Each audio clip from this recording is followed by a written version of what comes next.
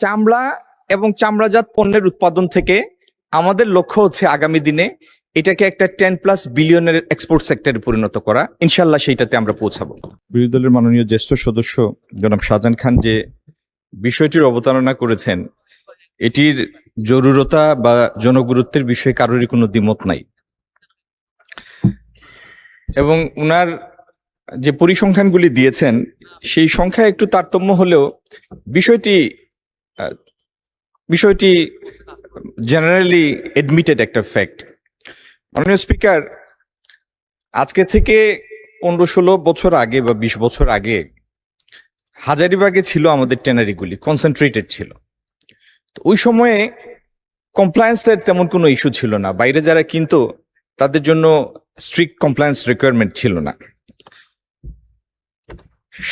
হাজারীবাগ থেকে যখন সাভারে স্থানান্তরিত হয় তখন প্রথম পয়েন্ট অফ কন্টেনশন যেটা ছিল যে চামড়ার বর্জ্যগুলি যেভাবে নদীতে যায় তাতে পরিবেশ নষ্ট হয়। তো এই বিষয়টিকে অ্যাড্রেস করার জন্য হাজারীবাগের পুরো ট্যানারি কমপ্লেক্সটা সাভারে নিয়ে আসা হয়। যারা হাজারীবাগে ছিলেন তারাও বিভিন্ন সময় বিভিন্ন অজুহাতে দেরি করেছেন, এবং এক সময় সরকার একটা টাইম ফ্রেম বেঁধে দেয় যে অমুক তারিখের মধ্যে শিফট করতে হবে, ম্যান্ডেটারি। তিনারাও শিফট করেছেন। শিফট করার সিদ্ধান্তটা ভালো ছিল মাননীয় স্পিকার, কিন্তু যে উপায়ে শিফটিংটা হয়েছে এই ব্যবস্থাপনাটা ছিল একেবারে পুয়ার। ওইখানে যাওয়ার পরে বেশিরভাগ ট্যানারি দম হারিয়ে ফেলে, তারা নতুনভাবে শুরু করতে পারেনি। এবং সিইটিপি, যেটা আমাদের মাননীয় সদস্য যেটা সিইটিপির কথা বললেন, সেন্ট্রাল এফ্লুয়েন্ট ট্রিটমেন্ট প্ল্যান্ট, এই এফ্লুয়েন্ট ট্রিটমেন্ট প্ল্যান্টটার প্রজেকশন ছিল যে এটি কম বেশি 25,000 কিউবিক মিটার পানি প্রতিদিন পরিশোধন করবে, বর্জ্য পরিশোধন করবে।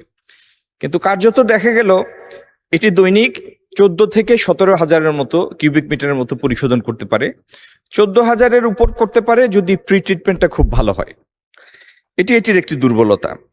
দ্বিতীয় দুর্বলতা হলো এখানে ক্রোম, একটা খুবই ক্ষতিকর একটা কেমিক্যাল চামড়ার মধ্যে থাকে। এই ক্রোম রিকভারির ব্যবস্থাটা এখানে নাই। আর তৃতীয়ত, যে ট্যানারিগুলি হাজারীবাগ থেকে এসেছে সাভারে, সেগুলি নিজেরা ইটিপি করেনি এবং নিজেরা কমপ্লায়েন্ট হয়নি।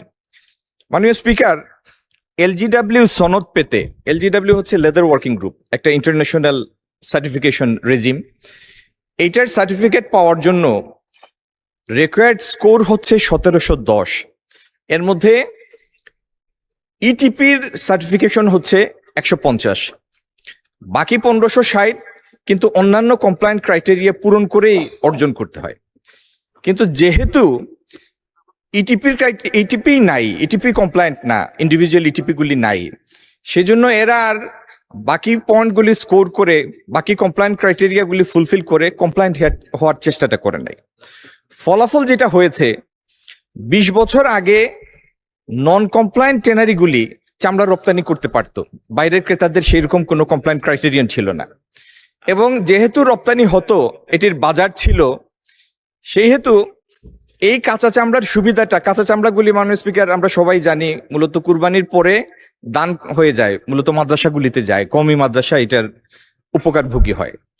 তো যখন চামড়ার ক্রেতা কমে গেল, যারা প্রসেস করবে তাদের সংখ্যা কমে গেল, তারা কমপ্লায়েন্ট না, তখন বাজারে যেটার ইম্প্যাক্টটা আসে, এটার ফলে এই দানের চামড়ার মূল্য আর আসে না, যে কারণে কওমি মাদ্রাসাগুলিও এই মূল্য পায় না, এবং মূল্য পায় না বলেই এটা থেকে আস্তে আস্তে তারা বিমুখ হয়ে পড়ছে চামড়া নেয়ার ক্ষেত্রে।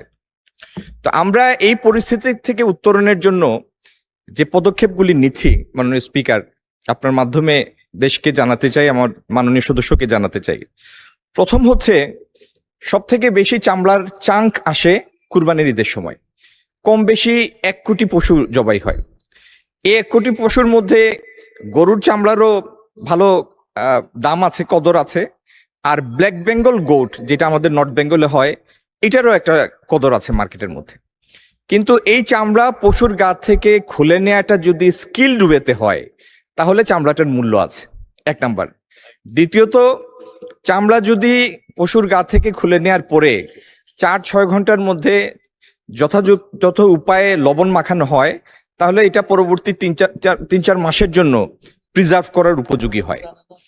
এই জিনিসগুলি আগামী দিনে আরো বেশিরভাবে ব্যাপকভাবে মার্কেটে এই স্কিলটা স্প্রেড করার জন্য আমরা কিছু ট্রেনিং প্রোগ্রাম নিচ্ছি, 1 নাম্বার। দ্বিতীয়ত হলো আমাদের এক্সপোর্টের সক্ষমতা বৃদ্ধির জন্য সাভারের আমাদের যে central effluent treatment plant CTP, এটার কারেকশন করে এটার সক্ষমতা নিয়ে যাব আমরা 25,000 কিউবিক মিটারে। আমরা আরেকটি সিটিপি করে চামড়া প্রথম অবস্থায় পরিশোধন হওয়ার পরে এটা কয়েকটা ধাপ। মাননীয় speaker, I hope you will bear with me for couple of minutes more, bore হবেন না। চামড়ার কয়েকটা ধাপ, প্রথম এটা যায় একটা ধাপে, তারপরে যায় ক্রাস্ট লেদারে, তারপরে যায় ফিনিশড লেদারে। প্রথম ধাপটা হচ্ছে লাইট ব্লু। তো আমাদের 70% কেমিক্যাল যেটা পরিশোধনের দরকার হয় এবং যেটার জন্য ইটিপি, ইন্টেন্স একটা ইটিপি লাগে, সেটি প্রথম অবস্থায় বের হয়ে আসে। তো আমাদের যেটা লক্ষ্য সেটা হচ্ছে পরিশোধনের মেইন ওনাসটা থাকবে, রেসপন্সিবিলিটি থাকবে আমাদের 2টা সেন্ট্রাল ইটিপির উপরে, কিন্তু একটা সার্টেন সাইজের উপরের যতগুলি ট্যানারি তাদের জন্য আমরা ম্যান্ডেটরি করে দিব তারা ইন্ডিভিজুয়াল ইটিপি করবে, এবং তাদেরকে আমরা টেকনিক্যাল সাপোর্ট দিব, প্রয়োজন বোধে ফিনান্সিয়াল সাপোর্ট দিব। তাদের প্রত্যেকের এই এলজিডব্লিউ সার্টিফিকেশন থাকতে হবে, এটা আমরা ম্যান্ডেটরি করে দেব। যারা আর্থিকভাবে যারা সক্ষমতা পুরোপুরি হারিয়ে ফেলেছে, যারা এই সেক্টরে আর পারবে না, তাদেরকেও আমরা ট্রেস করে তাদেরকে আমরা গ্রেসফুল একটা এক্সিট দিব, যাতে পরিস্থিতির শিকার তারা না হয়। এই কাজগুলি করা হয়ে গেলে মাননীয় স্পিকার, চামড়া প্রসেস করার পূর্ণ সক্ষমতাটা আমাদের কাছে ফিরবে, আমাদের ফ্যাক্টরিগুলি ফুললি কমপ্লায়েন্ট হবে, আর চামড়া এবং চামড়াজাত পণ্যের উৎপাদন থেকে আমাদের লক্ষ্য হচ্ছে আগামী দিনে এটাকে একটা 10+ বিলিয়নের এক্সপোর্ট সেক্টরে পরিণত করা। ইনশাল্লাহ সেইটাতে আমরা পৌঁছাবো।